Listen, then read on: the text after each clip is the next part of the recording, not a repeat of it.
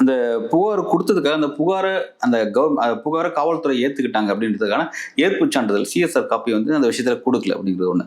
ரெண்டாவது, சரி okay Ajithkumar arrest பண்றதுக்காக அரெஸ்ட் மெமோங்கிறது அவருக்கோ இல்லை அவர் சார்ந்த உறவினர்கள்ட்ட வந்து கொடுப்பாங்க. இந்த மாதிரி நபரை வந்து நாங்கள் அரெஸ்ட் பண்ணியிருக்கோம், இந்த மாதிரி விஷயத்துக்காக அரெஸ்ட் பண்றோம் அப்படின்னு சொல்லிட்டு அந்த அந்த மெமோ கொடுப்பாங்க, அரெஸ்ட் மெமோ கொடுப்பாங்க. அந்த அரெஸ்ட் மெமோல குறிப்பிட்டிருப்பாங்க என்ன வழக்கு என்ன விஷயம் அப்படிங்கிறதுக்காக குறிப்பிட்டிருப்பாங்க.